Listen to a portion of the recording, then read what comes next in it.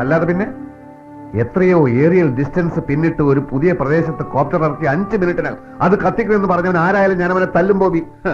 തല്ലുന്നോണ്ട് കുഴപ്പമൊന്നുമില്ല, പക്ഷെ തിരിച്ച് തല്ലു വരുമ്പോ അത് താങ്ങാനുള്ള ശേഷിയും കൂടെ. പെട്ടെന്ന് എന്റെ സമനില തെറ്റിപ്പോയി. പെട്ടെന്നൊന്നുമല്ല, ഇതൊരു സ്ഥിര ഏർപ്പാടാ. അനീതി കണ്ടാൽ എതിർക്കുന്ന ഒരു പോരാളിയാണെന്ന ഭാവം ഇയാൾക്ക് ഇത്തിരി കൂടുതലാ. കഴിഞ്ഞ മാസം മദ്രാശിയിലെ മെറീന ബീച്ചിൽ ആ മീൻകാരനിട്ട് തൊഴിച്ചതിന് അവൻ പൊതുസ്ഥലത്ത് മലമൂത്ര വിസർജനം നടത്തിയ പിന്നെ മിസ്റ്റർ, അവന്റെ നാട്ടിൽ അവന്റെ ഇഷ്ടം. അതിനൊക്കെ റിയാക്ട് ചെയ്യാൻ ഇയാൾക്കാരെ അധികാരം തന്നെ? എന്നെ ചോദ്യം ചെയ്യാൻ തനിക്കാരെ അധികാരം തന്നെ? അതെ, ഞാനൊരു പൈലറ്റാ. കളർ ബ്ലൈൻഡ്നെസ് കാരണം ലൈസൻസ് ക്യാൻസൽ ആയിപ്പോയി എന്ന് വെച്ച് എന്നെ ഭരിക്കാൻ വന്നാലുണ്ടല്ലോ, ഞാൻ എനിക്ക് തോന്നുന്നത് പോലെ റിയാക്ട് ചെയ്യും. ഈ റബ്ബർ മരത്തിന് മരുന്നടിക്കുക എന്നുള്ളത് എന്നെ സംബന്ധിച്ചിടത്തോളം പ്രതീകാത്മകമായ ഒരു ജോലിയാണ്. റബ്ബർ മരത്തെ കാർന്നു തിന്നുന്ന കൃമികീടങ്ങളെ നശിപ്പിക്കുക, സമൂഹത്തിലെ തിന്മകളെ എതിർക്കുക, 2 ജോലിയും ഒന്ന് തന്നെ. കഴിഞ്ഞ എന്തോന്ന് പ്രസംഗം കഴിഞ്ഞെങ്കിൽ ഇനി ഞാൻ പറയാം. ഇയാളെ സമൂഹത്തിലെ തിന്മകളെ എതിർക്കുകയോ പുഴുങ്ങി തിന്നുകയോ എന്തു വേണേ ചെയ്തോ, പക്ഷേ എന്റെ സാന്നിധ്യത്തിൽ ഇമാതിരി തെമ്മാടിത്തരം കാണിച്ചാൽ ആദ്യത്തെ ഇടി കിട്ടുന്നത് എന്റെ കയ്യിൽ നിന്നായിരിക്കും. മാത്രവുമല്ല, കോപ്റ്റർ പറപ്പിക്കാൻ വേറെ ആളെ അന്വേഷിക്കുന്നത് നന്നായിരിക്കും. മനസ്സിലായോ? മാന്യമായിട്ട് മുന്നോട്ട് പോയാൽ 2 ആൾക്കും നല്ലത്. ഇനി നമുക്ക് സുഹൃത്തുക്കളെ പോലെ സംസാരിക്കാം. വന്നിട്ട് ഇതുവരെ ഒന്നും കഴിച്ചില്ലല്ലോ. കുടിക്കാൻ എന്താ വേണ്ടേ? കുടിക്കാൻ ഒരു ഗ്ലാസ്സില് തന്റെ ചോര.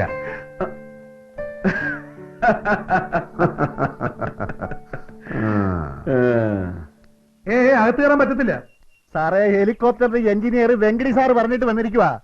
ബ്രോക്കർ ദിനകരൻ വന്നിരിക്കുന്നുണ്ട്. സാർ എന്നൊന്ന് പറഞ്ഞാ മതി. പൈലറ്റ്സിനെ കാണണമെന്ന് പറഞ്ഞ് വന്നിരിക്കുക. പൈലറ്റ്സിനെ കാണണമെങ്കിൽ അങ്ങ് ഗേറ്റിന് പുറത്ത് വെച്ച് കണ്ടോണം. നിന്നെ പോലെയുള്ള ബ്രോക്കർമാർക്കും വായി നോക്കിയേക്കും കയറി ഇറങ്ങി നിരങ്ങാനുള്ള സ്ഥലമല്ല ഈ ഹിൽവാരി ക്ലബ്ബ്. ഇതിന്റെ മുറ്റത്ത് കാലുകുത്തണമെങ്കിൽ ആദ്യം ഈ ക്ലബ്ബിൽ അംഗമാകണം, അല്ലെങ്കിൽ മറ്റേതെങ്കിലും ക്ലബ്ബിൽ അംഗമായിരിക്കണം. അംഗമാണ് സാർ. എവിടാ? ഞങ്ങളുടെ വീടിനടുത്തുള്ള ജവഹർ സ്പോർട്സ് ആൻഡ് ആർട്സ് ക്ലബ്ബിൽ അംഗമാണ് സാർ ഞാൻ. ഡോക്ടേഴ്സിനും എഞ്ചിനീയേഴ്സിനും പ്ലാന്റേഴ്സിനും വേണ്ടിയുള്ള ക്ലബ്ബായത്. ഇവിടെ ചില നിയമങ്ങളൊക്കെ ഉണ്ട്. ഒന്നാമത്, ഇതിനകത്ത് മുണ്ടുടുത്തോണ്ട് കയറാൻ പാടില്ല. ഓഹോ, എന്നാ ഒരു കാര്യം ചെയ്യാം. ഞാൻ പോയിട്ട് സാറിനെ പോലെ വലിയൊരു അണ്ടർവെയർ ഇട്ടോട്ട് വരാം. ഞാൻ പോയേക്കാം സാറേ. വാ കീറിയ ദൈവം വയറ്റിനും തരാതിരിക്കത്തില്ല. അണ്ടർവെയർ സംസ്കാരം.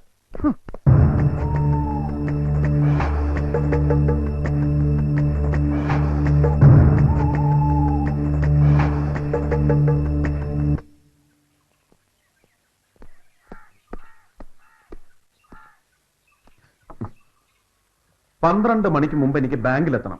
അത് കഴിഞ്ഞാൽ ബാങ്കിൽ ടി എടുക്കില്ല. ചെവിക്കല്ല് പൊട്ടിപ്പോയ ശാണ്ടി 400 ഏക്കർ, അലക്സ് 300 മണ്ണാൻ കട്ട. ഇന്ന് എനിക്ക് തരാമെന്ന് ഏറ്റ കാശ് തരുന്നോ ഇല്ലയോ? ഇന്നോ? പിന്നെന്നാ? ദേ മനുഷ്യ, ഇയാൾ ഏറ്റവും അനുസരിച്ചാ ഞാൻ വക്കീലിന് വാക്ക് കൊടുത്തത്. ഒരു വാക്കല്ലേ, അതങ്ങ് മാറ്റി പറഞ്ഞാൽ മതി. ഇയാളെന്താ തമാശ കളിക്കുക? എന്ന് വെച്ചാൽ ഈ ഊപ്പ മുതലാളിമാരെ അഡ്വാൻസ് തരാതെ എന്റെ എവിടുന്നാടോ കാശ്? അഡ്വാൻസ് ചോദിച്ചോ? ചോദിക്കാതെ തരുമെന്ന് ഞാൻ പ്രതീക്ഷിച്ചു. എന്ത് ചെയ്യുമെന്ന് പറ. ഞാൻ തീ ചവിട്ടി നിൽക്കുകയാണെന്ന് നിങ്ങൾക്ക് അറിയാവുന്നതല്ലേ? താൻ തീയിൽ ചവിട്ടിയിട്ടല്ലേ ഉള്ളൂ. ഞാൻ തീയിൽ ദഹിച്ചുകൊണ്ടിരിക്കുക. മറ്റുള്ളവരുടെ കണ്ണിലെ ഞാൻ ഹെലികോപ്റ്റർ മുതലാളിയാ. പക്ഷെ 9 ലക്ഷവും അതിന്റെ പലിശ അടുത്ത മാസം കൊടുത്തില്ലേലും മാർവാടി കോപ്റ്റർ കൊണ്ടുപോകും. പിന്നെ അന്ന് തൊട്ട് വീട്ടി റെയിൽവേ സ്റ്റേഷന്റെ മുമ്പിൽ തനിക്കെന്നെ കാണാം, പിച്ചക്കാരുടെ കൂട്ടത്തിൽ. അത്രയല്ലേ ഉള്ളൂ. അഡ്വക്കേറ്റ് കോടതിയിൽ ഹാജരായില്ലെങ്കിലേ തനിക്കെന്നെ കാണാനേ കിട്ടത്തില്ല. ഞാൻ ഇരുമ്പഴിക്കകത്തായിരിക്കും.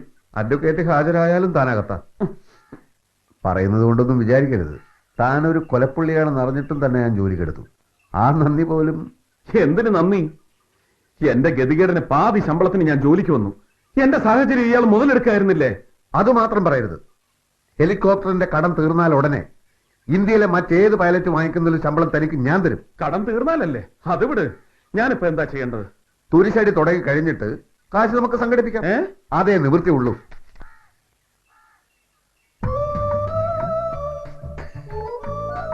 പിന്നെ മാനേജർ എന്നെ കണ്ട കുഴപ്പം. വിഷയമൊക്കെ ഞാൻ ആ കത്തിലെത്തിയിട്ടുണ്ട്. ഞാൻ അപ്പുറത്ത് കാത്തിക്കാം. വേണ്ട കേട്ടോ.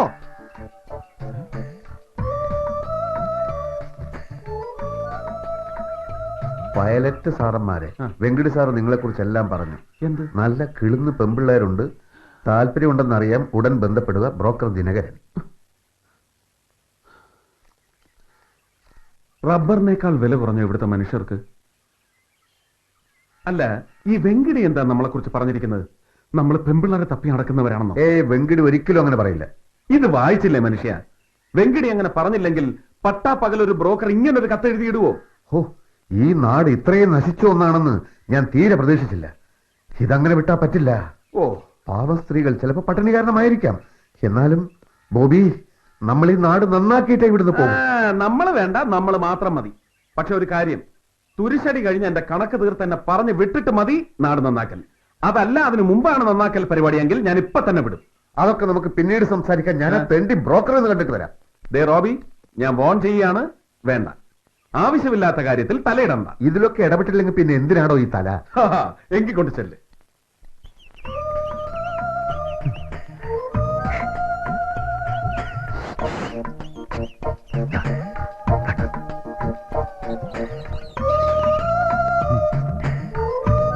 മറ്റേ പൈലറ്റ് സാർ എന്തി സാറേ? എന്താ, ഞാൻ പോരുന്നുണ്ടോ? അല്ല, രണ്ട് സാറന്മാരെ ഉദ്ദേശിച്ചാണ് ഞാൻ. അയാളെ ഇതിനൊന്നും കൊള്ളുകയില്ല. എന്താ ഇയാളുടെ പേര്? ഞാൻ ദിനകരൻ. ആ.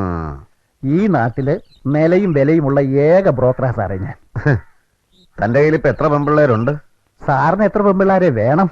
കോളേജ് കുമാരിമാര്, പഠിത്തം കഴിഞ്ഞു നിൽക്കുന്നത്, സ്വത്തും പണവുമുള്ള വലിയ വീട്ടിലെ പെമ്പിള്ളാര്. വലിയ വീട്ടിലെ പെമ്പിള്ളേർ ഇതിന് തയ്യാറാണോ? പിന്നെ പൈലറ്റ് സാറന്മാരെന്ന് കേട്ടപ്പോ തന്നെ പെമ്പിള്ളാരല്ല ഹാലിളവി നിൽക്കുമല്ലോ സാറേ. എല്ലാത്തിനെയും കണ്ടിട്ട് സാറിന് ഇഷ്ടപ്പെട്ടത് ഏതാണെന്ന് ദിനകരനോട് പറ. ഓഹോ, അപ്പൊ ഈ കാശിന്റെ കാര്യമൊക്കെ എങ്ങനെയാ? ഓ, കാശൊന്നും ഒരു പ്രശ്നമല്ല സാറേ. സാർ എന്ത് കാശ് തീരുമാനിച്ചാലും അത് ഓക്കെ. അതെ, എപ്പോഴായിരിക്കും സൗകര്യം? ഈ തുരിശടി ഒന്ന് കഴിഞ്ഞോട്ടെ, എന്നിട്ട് നമുക്കൊരു ഇറക്കം കറങ്ങാം. എന്താ?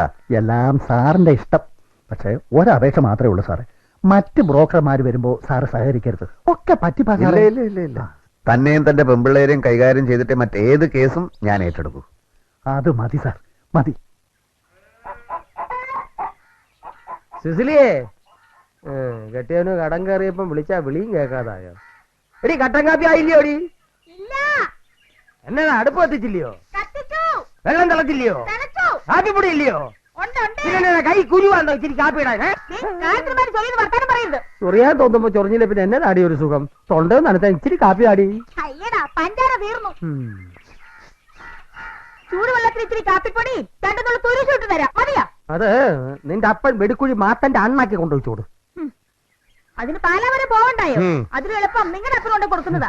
അങ്ങേരെ കമ്പ് കൊടുത്താൽ സെമിത്തേരി കൊണ്ട് ഒഴിച്ചാൽ മതി. എന്നാ ഒരു കാര്യം ചെയ്യും, ബാങ്കുകാരെന്നെ അന്വേഷിച്ച് വരുന്നതിന് മുമ്പ് കഞ്ഞിക്കലത്ത് തുരിശി അലക്കി നമുക്ക് 300 കൂടി സേവിച്ചേച്ച് എന്റെ അപ്പന്റെ കുഴി ചെന്ന് കിടക്കാം. അതാ നല്ലത്. ആ സത്ത പോടി അവിടെ നിന്ന്. അപ്പച്ചാ, കൊടുക്കാനുള്ള കാശ് കൊടുത്തില്ലെങ്കിൽ ഇനി പാല് തരില്ലെന്ന് പറഞ്ഞു. അപ്പച്ചാ നാളെ മുതൽ പേപ്പറും വായിക്കണ്ട. അപ്പച്ച, ഈ റാഞ്ചി എന്ന് പറയുന്നതിന്റെ ശരിക്കുള്ള അർത്ഥം എന്നതാ? റാഞ്ചലിന് പല പല അർത്ഥങ്ങളുണ്ട് മോനെ. പറമ്പി തീറ്റ തിന്നാൻ പോയ കോഴിക്കുഞ്ഞിനെ പരുന്ത് പറന്നു വന്ന റാഞ്ചി. പാലായിൽ പണ്ട് തുരിശടിക്കാൻ പോയ നിന്റെ അപ്പച്ചനെ നിന്റെ അമ്മച്ചി കണ്ണും കൈയും കാണിച്ച് റാഞ്ചി.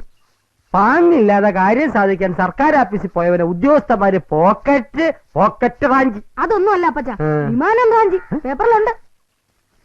ഇന്ത്യൻ വിമാനം റാഞ്ചി യുഎഇയിലിറക്കി. ഇന്ത്യൻ വിമാനം റാഞ്ചി യുഎഇ. സുസിലിയെ, കഞ്ഞിക്കലത്തി തുരിശേലക്കാൻ വരട്ടെ.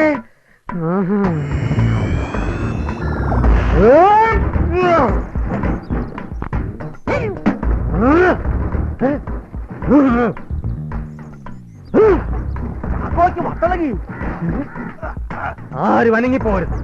ഞാൻ പറയുന്ന പോലെ അനുസരിച്ചില്ലെങ്കിൽ റബ്ബർ ടാപ്പ് ചെയ്യുന്ന പോലെ ടാപ്പ് ചെയ്ത് കളയും.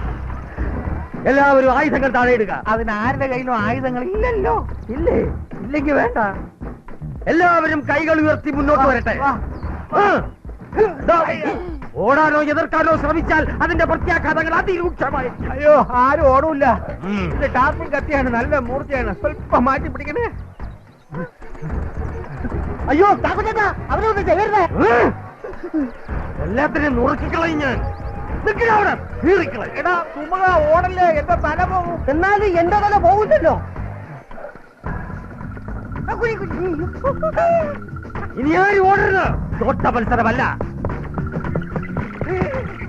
പുറകിലൊരു വേതാളവും താഴെ പാതാളവും. താക്കുചേട്ടാ, അവരെ ഒന്നും ചെയ്യരുത്. അതെന്ത് ന്യായം?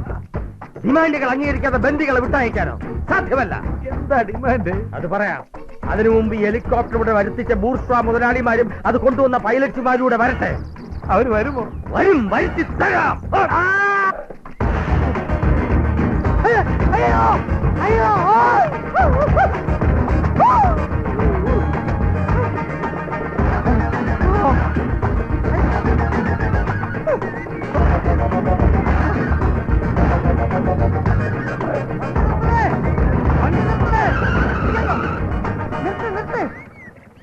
തുരിശി ചാക്കോ വെങ്കടി സാറിന്റെ കഴുത്തിൽ കത്തിയും വെച്ച് ഇപ്പൊ തട്ടിക്കളയെന്നും പറഞ്ഞ് ഭീഷണിപ്പെടുത്തിക്കൊണ്ട് നിൽക്കുക. എവിടെ അവിടെ എവിടെയാണ്?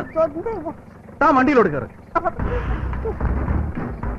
ഇത് അടുത്തൊരു അമ്പലത്തിൽ പൂജയുണ്ട്, അത് കഴിഞ്ഞിട്ട് വന്നാ പോരെ. വണ്ടിയിലോട്ട് കയറാൻ. ഞാൻ ഓടിയത് വെറുതെ എന്റെ ജമ്മം പാടി.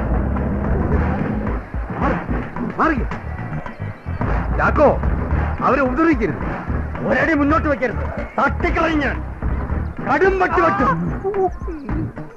അടങ്ങി ചാക്കോ, എല്ലാത്തിനും നമുക്ക് സമാധാനം ഉണ്ടാക്കാം. ഉണ്ടാ എന്റെ കൂടെ സമരം ചെയ്യാനുണ്ടായിരുന്ന എംബോക്കളെ നക്കാപ്പിച്ചു കൊടുത്ത് നിങ്ങൾ ഒതുക്കിയ പോലെ ഈ ചാക്കോയെ ഒതുക്കാൻ നോക്കണ്ട. പിന്നെ തനിക്ക് എന്നതാ വേണ്ടതെന്ന് പറ. ഒരു കാര്യം ചെയ്, നിങ്ങൾ മുതലാളിമാരെല്ലാരും ചേർന്ന് എനിക്ക് ഇതുപോലൊരു ഹെലികോപ്റ്റർ മേടിച്ചതാ. ഞാൻ നിങ്ങൾക്ക് ചീപ്പ് റേറ്റിന് തുരിശടിച്ചു തരാം. ആദ്യം താൻ അവരെ വിട്, എന്നിട്ട് നമുക്ക് ആലോചിക്കാം. അത് തൽക്കാലം വേണ്ട മുതലാളി. ആ പൈലറ്റുമാരൊന്ന് വന്നോട്ടെ, അവന്മാരുമായിട്ട് ഈ ചാക്കോയ്ക്ക് സ്വല്പ കണക്ക് തീർക്കാറുണ്ട്. എന്താ അവന് ഇളകി നിൽക്കുക? പൈലറ്റേ വാ. ചാക്കോ എന്താ പ്രശ്നം? എന്ത് പ്രശ്നം ഉണ്ടെങ്കിലും നമുക്ക് സംസാരിച്ച് തീർക്കാം. ആദ്യം എന്നെ പരസ്യമായി തല്ലിയ ഈ ഹെലികോപ്റ്ററിന്റെ ഓണർ ആ കൂലിയെ എന്റെ മുമ്പിലോട്ട് പറഞ്ഞു വിടും. അവൻ പരസ്യമായിട്ട് എന്റെ കാല് പിടിച്ച് മാപ്പ് പറഞ്ഞാൽ നമുക്ക് സന്ധി സംഭാഷണം. ഇല്ലെങ്കിൽ അയ്യോ വേണ്ട, തൽക്കാലം റോബി അങ്ങോട്ട് ചെന്നില്ലെങ്കിൽ ആ പട്ടരെ അയാൾ കൊല്ലും. ചെല്ല്. വാടാ കൂലി വാ.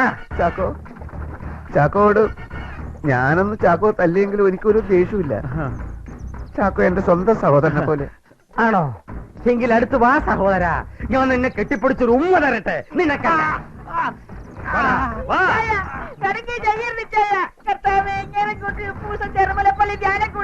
നീ ഒന്ന് ചുമ്മാരടി സിസിലി. യവന്മാരെ കൊണ്ട് പരസ്യമായി മാപ്പി ഒഴിപ്പിച്ചിട്ട് മേക്കാര്യം.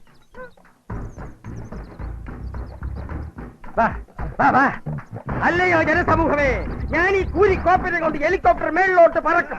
എന്നിട്ട് അവന്റെ പാരച്ചൂട്ടെടുത്ത് ഞാൻ അരയിക്കെട്ടും. എന്നിട്ട് ഹെലികോപ്റ്ററിന്റെ മോട്ടോർ ഓഫ് ചെയ്ത് താക്കോല് താഴോട്ടിടും. ഞാൻ സേഫ് ആയിട്ട് പ്ലിസ്തോന്ന് ഭൂമിയിലേക്ക് ചാടും. ഇവന് ഹെലികോപ്റ്റർ ആകാശത്ത് കണ്ട പുക. അവിടെ അവിടെ ഇപ്പൊ മനസ്സിലായല്ലോ എന്റെ പ്ലാൻ. മാപ്പ് പറയടാ, അടുക്കരുത്. ഇത് കണ്ടോ, മനുഷ്യ ബോംബ്. എന്നോട് കളിച്ചാൽ ഈ ഹെലികോപ്റ്റർ അടക്കം. വേണ്ട, ബോംബൊന്നും വേണ്ട.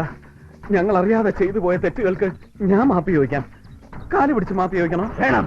ഇവരെല്ലാരും കണ്ട പരസ്യമായി കാല് പിടിച്ച് മാപ്പ് ചോദിക്കണം. എല്ലാരും കാണുക പരസ്യമായി ഞാൻ കാല് പിടിച്ച് മാപ്പി ചോദിക്കുകയാണ്.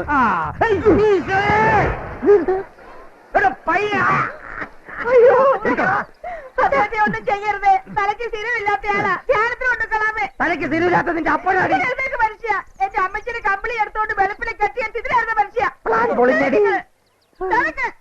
ഇതിവിടെ കൊണ്ടൊന്നും തീരൂല. ഇതാണ് ഒട്ടുപാൽ റബ്ബർ ബോംബ്. അവന്റെ ഒരു ബോംബ്